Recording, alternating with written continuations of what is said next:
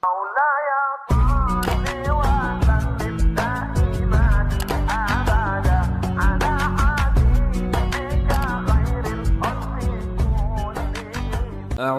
billahi minasy syaithanir rajim. Bismillahirrahmanirrahim.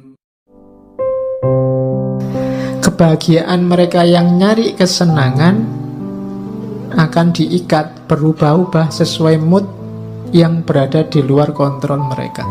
Nah, ini kalau kamu ingin bahagia saat senang saja, kamu mungkin juga susah bahagia. Kenapa? Hidupmu kan banyak sumpeknya, banyak alangannya, banyak rintangannya. Seneng wisuda ndak lama, besoknya sudah sumpek mikir kuliah lagi, apa kerja, apa kawin, sumpek lagi. Ya kan? Ndak ada selesainya. Kalau kamu mengandalkan seneng, hidupmu itu ndak pernah seneng full 100%, selalu ada bagian sumpeknya. Kalau kamu nunggu mood seneng baru bahagia, kamu mungkin ndak bahagia-bahagia. Alhamdulillah Pak, dapat uang banyak, besoknya sumpek, ini duitnya buat apa, terus gegeran, terus macam-macam. Ndak lama ternyata kalau bahagia itu mengandalkan seneng. Maka bahagia itu, katanya Markus, tirulah orang-orang bijaksana. Bahagia itu apa? Dalam kebebasan mereka dari segala keterikatan. Berarti apa? Ya temukan dalam dirimu saja, tidak usah diikat oleh apapun dari luar dirimu. Dengan pikiranmu saja sekarang kamu sudah bisa bahagia kok. Ngapain capek-capek nyari cantelan di luar? Jadi itu rumusnya bahagia. Pikiranmu. Yang kedua, jangan diikat oleh yang di luar dirimu. Dan yang ketiga, jalani hidupmu sesuai fitrah.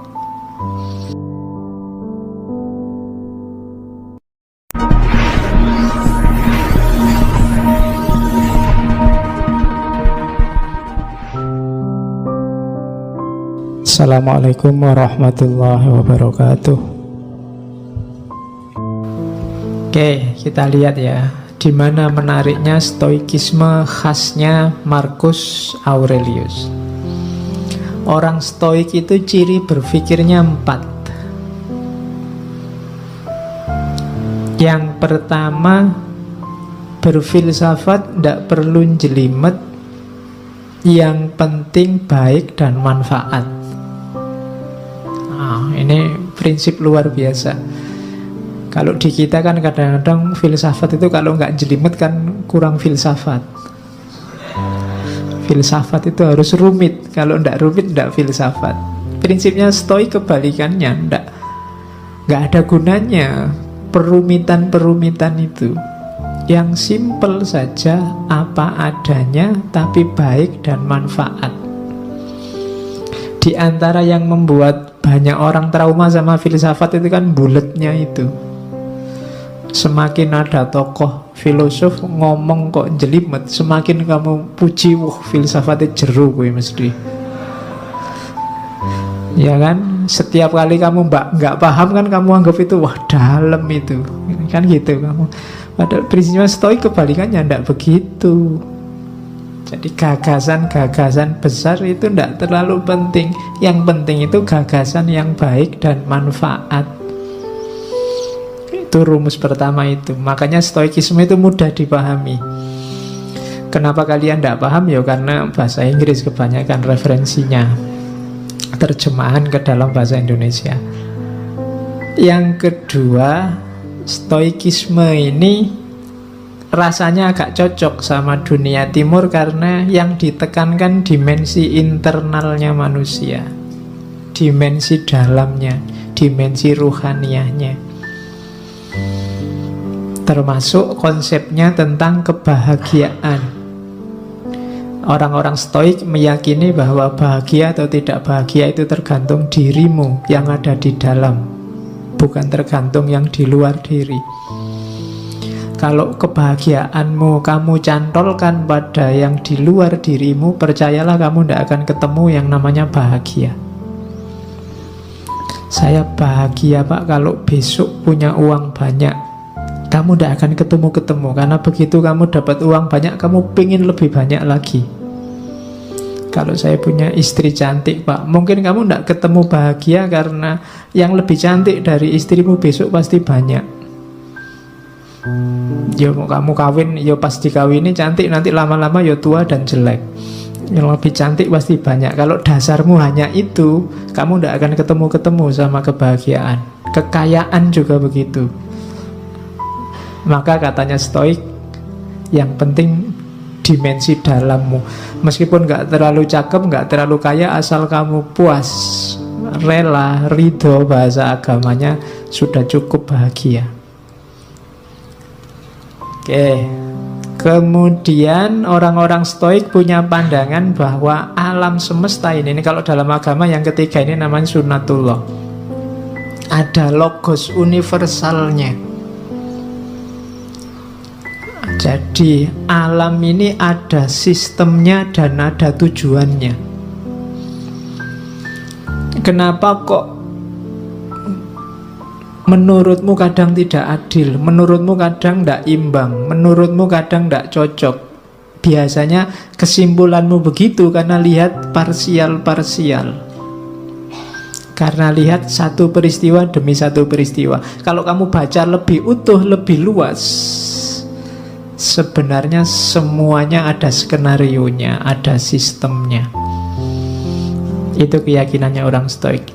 Sekali-sekali perlu ada bencana, sekali-sekali perlu ada kesedihan, sekali-sekali itu membacanya jangan diputus di bencana itu saja, di kesedihan itu saja. Bacanya jauh lebih luas, nanti akan kelihatan ada skenario besar.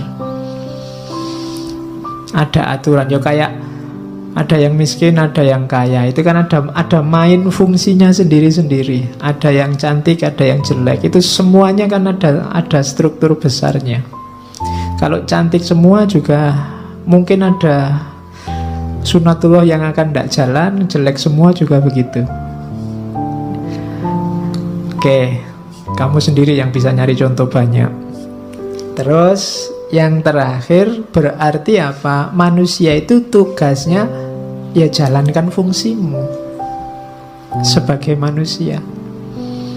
Tidak usah terlalu banyak komplain, terlalu banyak protes, terlalu banyak rekayasa. Malah bulet sendiri kamu nanti. Malah bingung sendiri, kayak Diogenes kemarin loh.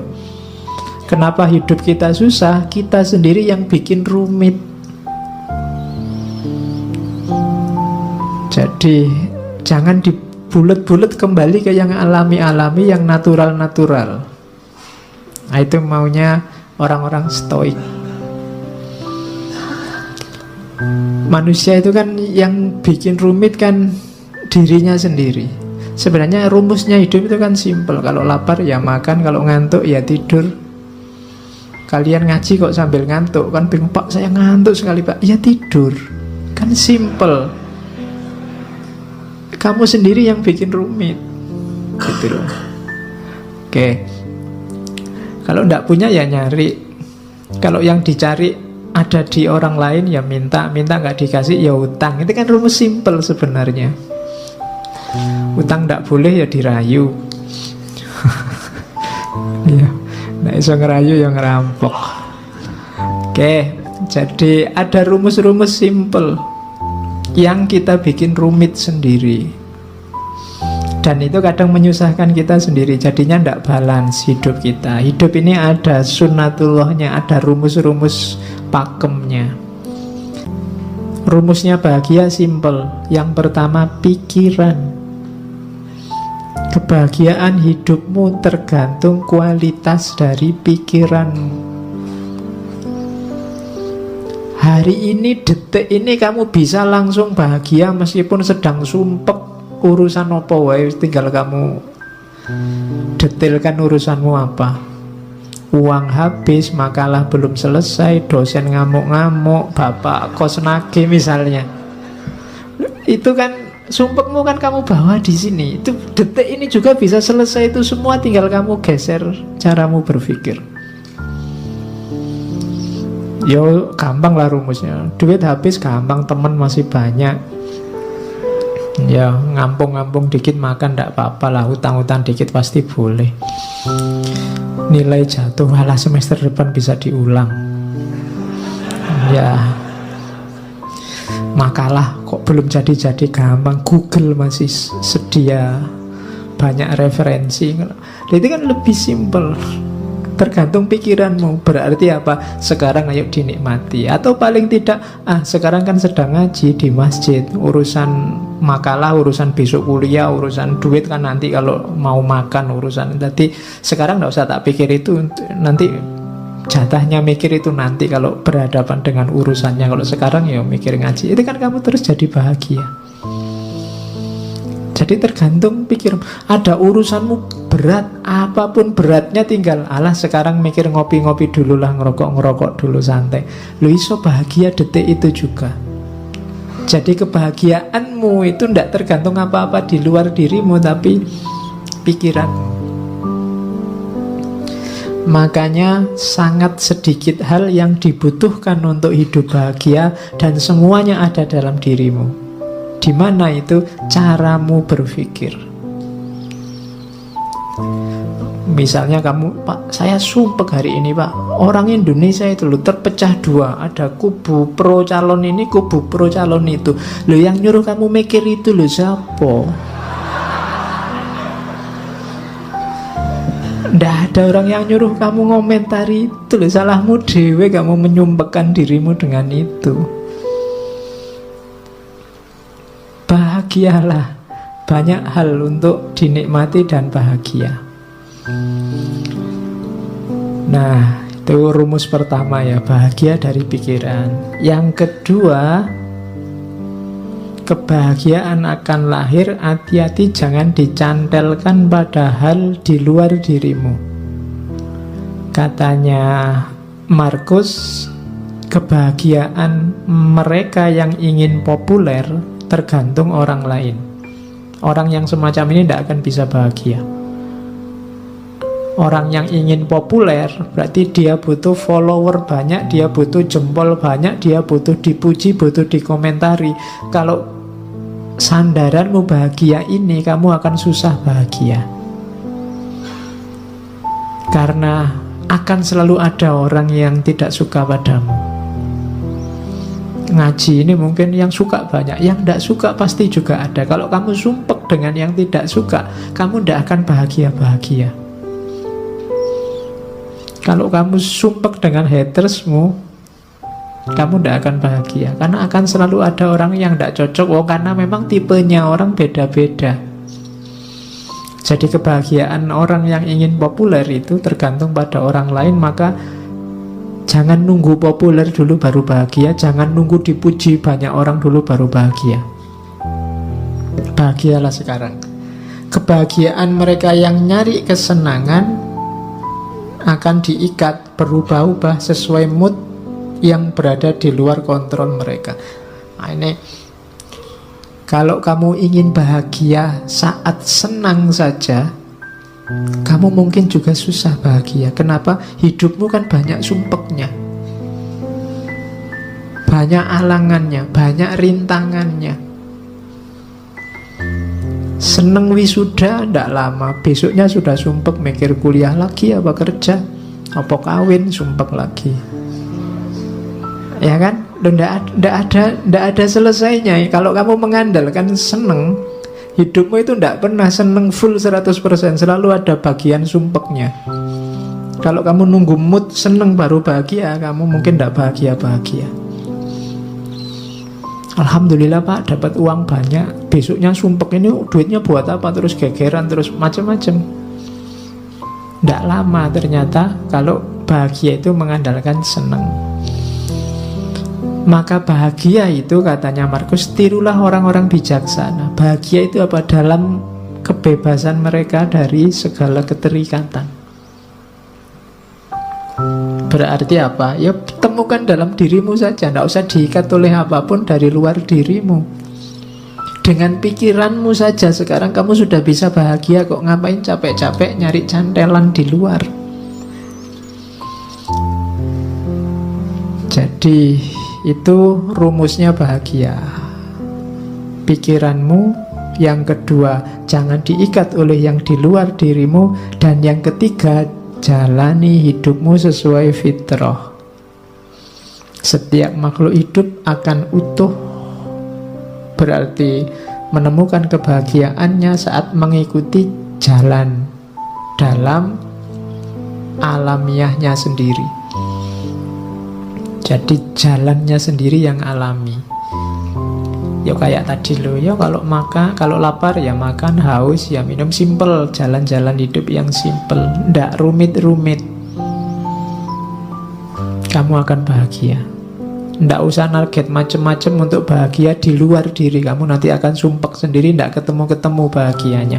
Nikmati hidupmu, jalani hidupmu sesuai fitrahmu. Ndak usah pakai semboyan, pokoknya Pak, saya ndak akan kawin sebelum kaya, itu bikin sumpek sendiri. Ya kalau memang ada calonnya, cukup segalanya, ya nikah saja. Saya Pak, sebelum 29 misalnya, itu kan banyak yang begitu. Ndak usah lah, bikin rumit sendiri. Pokoknya kalau cocok sesuai apa-apanya jalan, ya nikah saja, ndak masalah. Itu hidupmu akan utuh.